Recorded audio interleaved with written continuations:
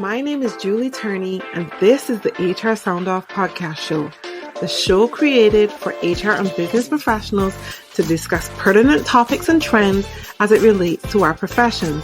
We're going to have amazing conversations with HR professionals from all over the world, get to learn their origin stories. How did they get into this profession? What do they love about being here? And how they want to set the record straight on that one misconception that really drives them crazy about our profession. Are you ready? I'm ready. Then let's sound off. Hi, everyone, and welcome to today's episode of the HR Sound Off podcast show. My name is Julie Turney, and I am your host. Today, we're talking about hybrid work. And I know that this is a topic that we really should, people probably say, Julie, why didn't you cover this earlier on when we were at the start of the pandemic? But the truth is, hybrid ways of working existed long before the pandemic. They will continue to happen throughout after the pandemic. So I really want us to have a very good conversation about how we can support our organizations as HR professionals. And who better than to have this conversation with than an expert on hybrid ways of working, Gary Cookson. Gary, how are you doing? Hi, Julie. Thanks for having me on. I'm doing okay today. Thank you. Nice. No worries. It's a pleasure to have you on the show today. Gary, I want us to start off by just telling everyone a little bit about yourself. Who is Gary Cookson, and what is your journey with HR, relationship with HR, and your journey through HR? Okay, thank you. I always describe myself when I meet people for the first time and they ask me what I do as a father of four, a husband of one, and in whatever little spare time I have, I run my own business. Mm-hmm. And I try to live my life in that kind of proportion, in that kind of order of priority as well. But I've only really been able to do that by doing hybrid working, hence why we're talking today. My background is in human resources. I've got over 20 years experience now working at director level in the public, private and voluntary sector all around the UK. And now I help organisations, individuals and teams within those organisations to become even better at what matters to them and try to improve working lives and the world of work as well. And I think you want to know how I got into HR or what led me here, I think. Yes. So I'll tell you a little bit about that. I mean, how I got into HR, I don't honestly remember that far back. It's a long time ago. Mm-hmm. I think I just fell into it, and all of a sudden I'd been doing it for a while, and there I was, and I couldn't think of anything else that I wanted to do. I never wanted to be in HR when I was growing up. Nobody ever said to me in the careers advice sessions at school, what about human resources or L&D? Yeah. No one ever said that. No. My aim was always to be a footballer, to play for Manchester United, or to... That's I know, yeah, we share a passion for that, Julie. or maybe to be a professional wrestler for the WWE. Either of those would have done for me, but I'm just killing time, I think, while I'm in HR. I still got a fancy for donning the lycra and smacking people up in the WWE. But anyway, how did I get here? Well, hybrid working is integral to who I've wanted to be and who've been able to be for the last 20 odd years. I couldn't have been a father of four, husband of one without hybrid working. And it's inextricably linked to my own sense of well-being and work-life balance and all those kinds of things. Because if you think about the traditional working week that we all came from, Monday to Friday, 9 to 5 in the office, it's based on the premise that whoever does that, they've got somebody else to do the cooking, the cleaning, the washing, the childcare. It isn't possible to do it. It's an outdated principle. Yeah. You aren't meant to be able to do all that and a commute to and from the office and do 40 hours a week and all the different life admin. You're not meant to do it. Mm-hmm. There was one year, I've got 4 children. There was one year when, just because of the ages that those 4 children were at, they went to 4 different schools because they were all different ages. Right. So you can imagine the school run every morning, get them to and from school, 4 different places to go to. It was an absolute nightmare. So you can't work in the office 5 days a week, 9 to 5 with a commute and do all the things I needed to do. So I've been doing hybrid working, like you said, for a long time before the pandemic came, and it enabled me to do what I needed to do, not just professionally, but mostly personally. So loads of pluses. and yeah, there were minuses as well, but I did it until the time that I couldn't do it anymore. This is the big defining moment in my journey. About Yeah. 4 or 5 years ago now, I moved to a new job where I hadn't really done the, we'll call it due diligence that I should have done on a new job. Okay. And You I didn't do was your homework. seduced. Mm-hmm. Yeah, I was seduced by the title and salary and things like that. And it was a job that was further away from home than I'd ever worked before. Wow. And the commute was tricky, it's complicated. It involved either a very long car journey, which was sat in traffic all the way, Right. or you could go on public transport, and it was 3 different modes of public transport. It was a nightmare journey. Now, if it'd been hybrid working at home 2 or 3 days a week and only having to do that journey 2 or 3 times a week, I could have done it. But this organization, they didn't have anything like that. Right. They didn't have any technology that enabled remote working. You could only do your job sat in one physical location, one desk. That was it. And they didn't like anybody working outside of 9 to 5 either. You couldn't even get your emails on your phone to just scan things in an evening or even look at them on the train. You're joking. No, but it had a big effect on me. And I know you talk quite a lot about burnout, so I'll Yes. tell you my story about burnout, because this Yep. is relevant Yeah. and shows why hybrid working can help with that. Few examples. There was one occasion I got a telephone meeting go in my diary for 4:30 on a Friday afternoon, and normally at that time I would have been on the train home. So I said to the director who this meeting was with, given it's a telephone meeting, I'll be on the train, I'll be on the way home, but we can still do the meeting. They said, no, you won't. I'm going to ring you on your landline, your desk phone. You stay at your desk to have this telephone call. And when we're finished, that's when you can go home. And then there was another occasion I was really ill and couldn't face the commute into work and being around people. But I figured I could do some work in my pajamas at home. So I did that. I did work that didn't require systems access, just on my own device. Following day, I was okay, went back into the office and got grilled by my manager about how ill were you really? Why couldn't you come into the office? What kind of work did you really do? Where's the evidence of this? So all of that was going on. This was in your HR role, right? Yeah, I was in a senior HR role at this point.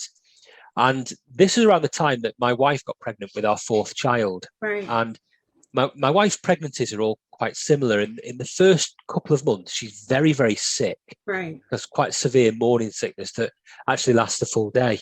Right. One of the things that makes her sick is cooking food. She can't be around cooking hot food. Smells. I know it. Mm-hmm. Yeah, the smells, yeah. And many people listening to this will know this too. So she couldn't cook meals, so I needed to do more of that.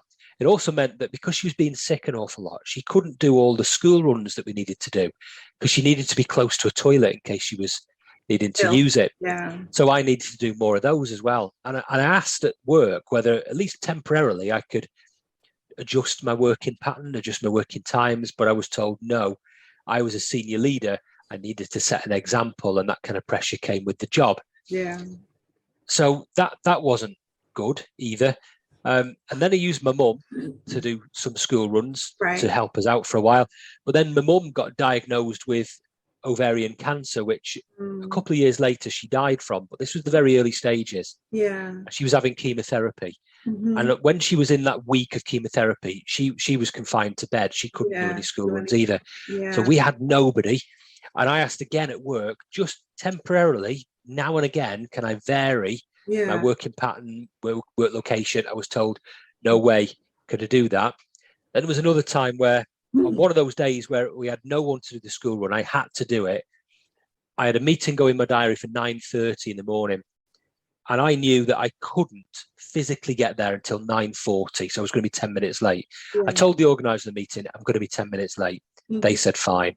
And I was 10 minutes late. Later on that day, I was called into my manager's office and given a grilling, told, you shouldn't be late for work. You need to sort your life out so you can get to work when you need it, that type of thing. And it was awful. I was angry, Julie. Really angry, and I'd leave the house before anybody else was awake. I'd make breakfast for it and arrange it around the room for them so they could get it when they got up. So I didn't see them. I'd get home from work, and because my wife wasn't able to cook food, they wouldn't have eaten, so they'd be starving and they'd be angry at being Yeah, hungry, yeah. and it was my fault, and everybody was angry with me in all aspects of my life, and I lost weight, my performance suffered, my mental health suffered, all because of a lack of hybrid working. Yeah. And then I spoke at the CIPD conference in 2017, and my talk was on flexible working and the HR role in encouraging it and leading by example. Right. And I listened to myself preach to all these HR professionals, and I thought, you're a hypocrite, Gary. You're telling these people what to do, but you're not doing it yourself. Mm-hmm. And by the end of the next day, I'd left that job and I'd set up my company, Epic, which is what I do now, Right. started hybrid working again and putting my life back together.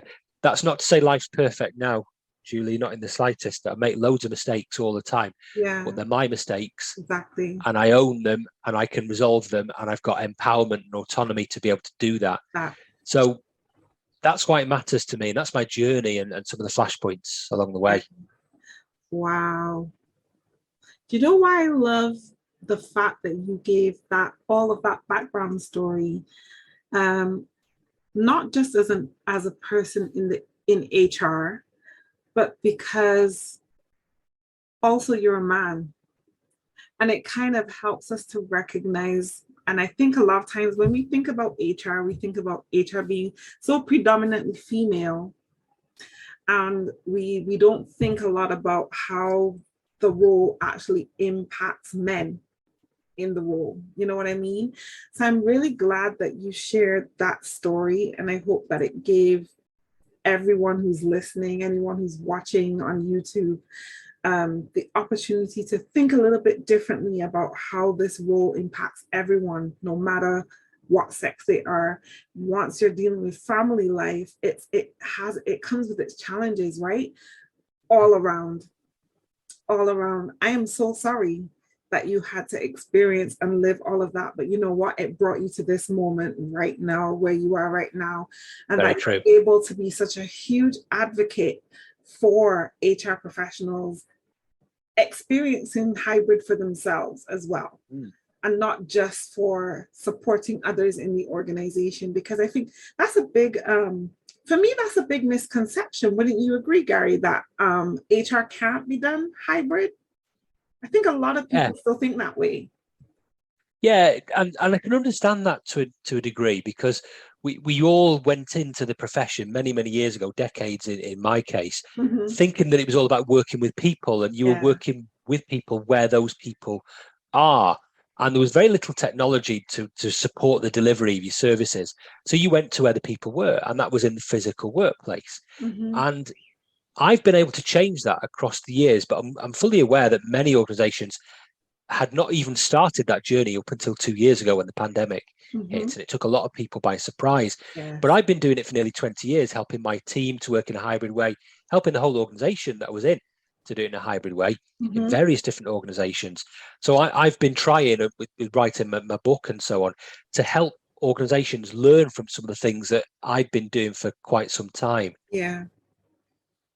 And I feel like it's such a wonderful thing that you've done to expose that.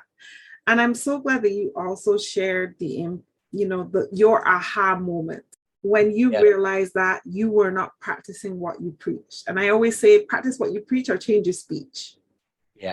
Yeah, well, I did the former, really, because I didn't want to do the latter. But yeah, you're right, we have to, because otherwise we're false. We're not congruent in what we say and what we believe. So yes, you're absolutely right. Thank you. So you wrote a book. Out of all of these experiences that you had, you decided, I'm going to write a book about this to support HR and organizations and demystify and just help support people who are trying to create hybrid frameworks. What is your book called? Can we see it? Just show it to us and let's see a copy. You can indeed, because I've just got the author's copy was sent to me the other day. So here it is. HR for Hybrid Working. HR for Hybrid Working, published by Cogan Page. In the UK, it comes out on the 3rd of June. In the rest of the world, later on in the month. But it's available for pre-order now if anybody is interested in doing that, and I'm sure we could share a discount code if anybody gets in touch. Then we can share that. It's going to be a really interesting book, and it's been a real pleasure to write it. I have to say, lots of personal stuff, lots of emotion gone into it. The frustrating part is we're talking now in the middle of May, and I don't know when people are listening to this, but sometime after. The book may well be out by the time people listen to this, but I finished writing it at Christmas last year, and I've had to wait 5 months till this point to share some of the stuff. And I know there's some good stuff in it, but I want other people to read it and tell me what they think, and agree with me if they will, and disagree with me if they don't, and to talk to me about it. And I've had to wait nearly 6 months to have conversations about the book. It's driving me insane. Oh my goodness, I could only imagine. Can you give us just a taste of what readers can expect when they engage with your book? Yeah. Without giving too much away. No, I can tell you what they can expect in terms of the content. It's the entire employee life cycle, from the pre-hire through to retire is one way I've heard it described, but all the different touch points in between that shape the employee experience, through recruitment selection into the formal policies and contractual stuff, pay, reward, well-being, inclusion, learning and development, employee relations, how teams are set up, how the physical workplace is set up, the role of leadership, and the role of people professionals in the organization in the future. All of those types of things come together in this book. It's a very practical book. There's no academic research or models or theories shared in it. It's intensely practical. It's not necessarily intended for the strategic stuff in the HR profession. There are other books on that, plenty of other books on that. This is for those people who are doing it day by day. What do they need to change in the things they're doing today and tomorrow, as opposed to the bigger picture 5 years down the line? So it's intensely operational, intensely practical, and loads of good case studies and insights and action plans and things like that. So that's the content. I am offering with this book to make it an interactive experience when people are reading it as well. So if anybody does get hold of the book, there's an offer within it, which I'll repeat now, to contact me as you're reading it. I'm not hard to track down on social media, and talk to me as you're reading it. Give me some reactions. Tell me what you like. Tell me the things you disagree with, and challenge my thinking. Ask me, what the hell was I thinking when I wrote this? And I'll be able to tell you. Tell me how you're trying to implement some of these things in the workplace, and I can give you a different perspective, or even challenge your thinking. So if people want to make reading a book a very interactive experience, then I'm all for that. Yeah, I love that, because it's a great opportunity for people to actually interact with the author in real time as you read and engage the book. That's such a great idea. I'm hoping so. Maybe no one will take me up on it, but I'm certainly happy to do it. Well, definitely. Listen, I will take you up on it. When you send me my copy and I've had a read, I will definitely take you up on that, and I will encourage others to join the conversation, because it's a very relevant conversation. Maybe we should start that conversation on LinkedIn. We'll start a chain. We should. We'll start a wave. Yeah. I think that's a good idea. Let's do it. Idea. Let's do it. Let's do it. Well, you talked about self-care, part of your mental health journey, and the importance of self-care. So I've got to ask you, what do you do for self-care? Because you're such a busy person, author, speaker, business owner, father, first and foremost, and husband. Where do you find the time for Gary? Okay. Well, sometimes it's hard to work out who Gary is, if I'm perfectly honest, because he occupies so little time in my thinking compared to the other stakeholders in my life, like my wife and my 4 children, that it's difficult to carve out time. And I have to create routines to be able to do this, because if I don't schedule stuff in for this, then I don't get round to it. So I have to have routines. For me, the main go-to bit of self-care is exercise, physical activity. I'm a triathlete, so swim, bike, run, that type of stuff. And I have to make sure, because I enter in half a dozen races every summer, I have to train for those races. So right now we're recording this on a Monday afternoon, and my next race is 6 days away. So I'm in a Wow. week where I've got to manage my training and manage my nutrition and my various different things very, very carefully. Yeah. Next week, not so bad, but still got to do it.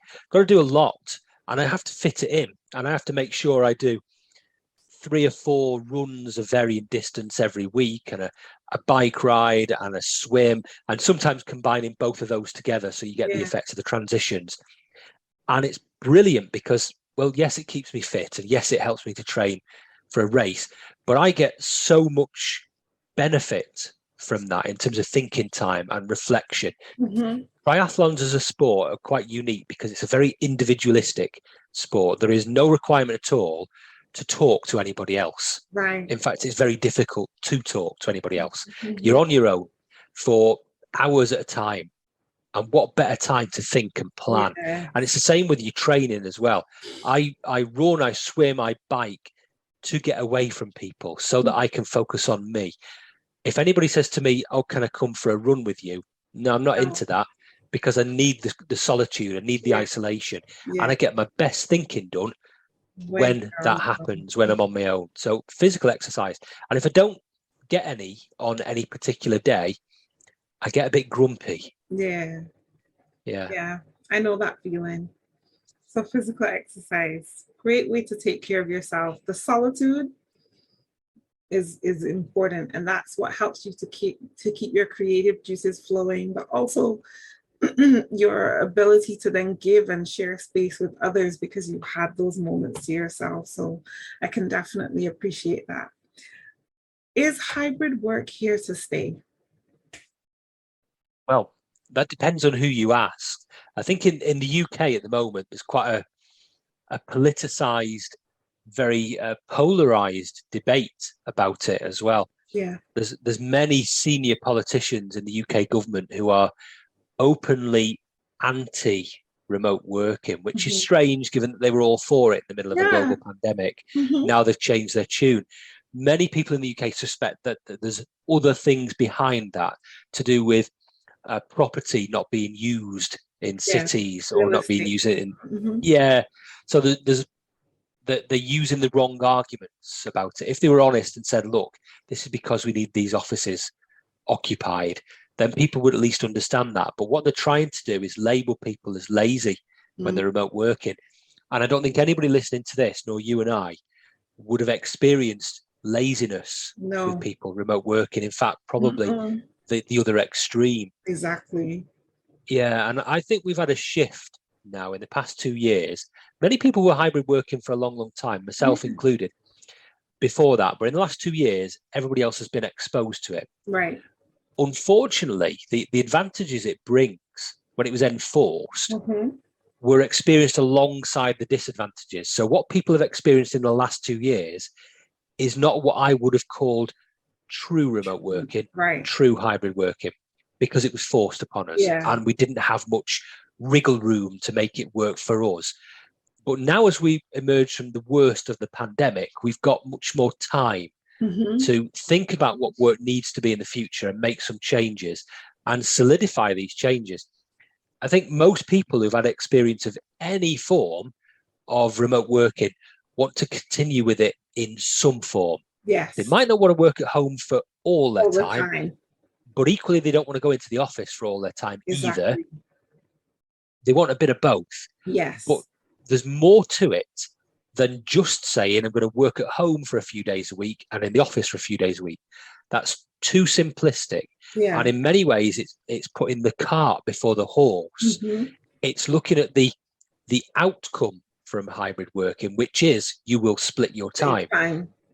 But it's not necessarily looking at what leads up to that point. And we need to really think about work at a very granular level, look at the Yes. type of work being done Yes. and work out when and where that is best done. Hmm. So I think it's here to stay, but there's real risks if Yeah. we don't think it through properly. Exactly. So I think we still have a lot of work to do because as you said, while there are some companies that were very forward thinking and were allowing these kinds of ways to work long before the pandemic, it wasn't a lot of companies.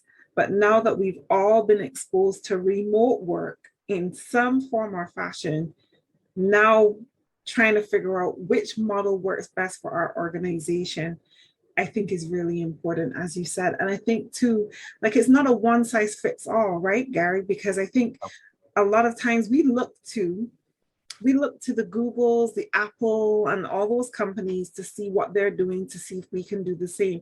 But I think I read somewhere recently that Apple was having pushback from their employees because they were now trying to get them back into the workplace. I think that was last week. There's all this big noise at Apple about it. Amazon is always something happening at Amazon where the employees are up in arms about something. And I know that this was one of those conversations that was really contentious at Amazon. So yes. Is the answer to look to Big Brother? That I say Big Brother, meaning these organizations. Is that the answer? No, I don't think it is. I think you said the right phrase yourself about it's not one size fits all. It can't be. No. Not even within any one organization. So even the Googles and some of the other organizations who are, and even Airbnb is another good example where trailblazing in terms of hybrid working. Even within that organization, there won't be a one-size-fits-all approach to it. Every team will need to have its own approach to it, because what you and your team do is different than what I and my team do. Mm-hmm. And the other teams in the organization all slightly different because they perform different functions. So there is an expectation that everybody will be able to do it, but what they're able to do is going to be very, very different. And looking at any organization, whether it be any of the ones we've named or any other one, is just dreaming, because you're not going to be able to replicate what they do. You've got to do something that's contextualized, not just to your organization, but to your team. And the team is probably the unit of currency we need to look at here, as opposed to the organization. Exactly. That's why you shouldn't really have a policy on hybrid working, because you can't do it and make it work properly across an organization. Go down to a team level. Yeah, I agree with you 100%. And I thought that that's where you were going with that. Thank you so much for sharing. And I wish you all the best with your book. I got to ask you, what are you personally reading, watching, listening to right now that you think our audience would appreciate? Okay. Well, in terms of reading, I've just finished 2 books by the same author. And the books are called The Power of Geography and Prisoners of Geography. And they're both really interesting books about geopolitical, by a man called Tim Marshall, geopolitical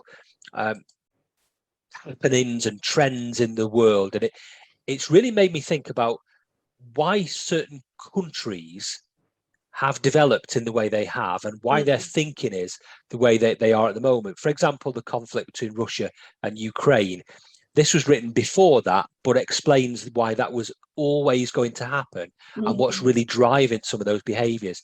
It does the same for about 20, 25 different countries across the UK, across the world rather, including the UK.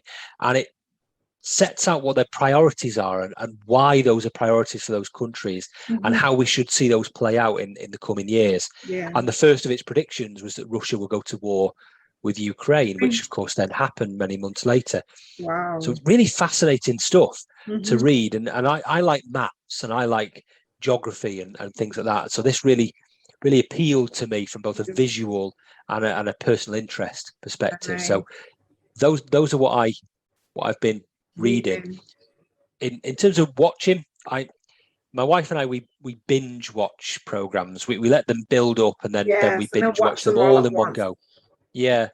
So we've been watching the latest series of Better Call Saul, which I've been waiting for quite some time, which is good because it's the final series and it's a bridge between the prequel, which is Better Call Saul, and the main series of Breaking Bad. And it's nice to see how they're tying up many loose ends and then weaving those loose ends into the main series, which of course is many years ago now, but they're setting it up in reverse. So I found that kind of chessboard approach and getting everybody in the right position on the chessboard really quite fascinating to watch.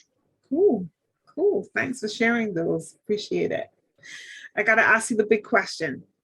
What is the biggest misconception about HR that really bothers you that you want to set the record straight on right here, right now? Okay. I think this is echoing many thoughts I've seen you share. I think it's that we are heartless people, that we're emotionless people, that Mm-hmm. we only do the bad stuff in organizations, or maybe just the admin, the routine, the boring stuff. But I can understand that misconception. I can understand where it comes from, because most employees, we're talking 80 to 90% of employees, never come into contact with the HR department in a positive way. Mm-hmm. They will probably never come into contact with them at all, not in a human being type sense. They'll get a letter from us when they start with their contract and their offer letter. They'll get a letter when they reach 10, 20 years service, and a letter when they leave. And assuming they stay off our radar in terms of employee relations stuff, they may never actually meet us. Yeah. The other 10% who do come onto our radar for that employee relations stuff only have a bad experience of us, because they're seeing us when they themselves are in trouble for whatever reason. Yeah. So it's not surprising that many people don't understand what we do and the way we do it, Mm-hmm. because we don't necessarily have the ways in which we shape positive employee experiences front and center of what we do. Yeah. So I'll finish perhaps with one story for you. When my eldest daughter, who is now 17, but when she was age 3, she asked me what I did at work. And I don't know whether you've ever tried, Julie, explaining HR to an adult, let alone to a child. Not easy. Not easy at all. So I thought about this, and the best explanation I could get was that Daddy's job was to help people feel happy in the workplace. And I like that. The more I thought about that, the more it seemed appropriate, because, of course, if you can get people to feel happy, Mm-hmm. they're going to be more productive, they're going to perform, and therefore the organization benefits. Yep.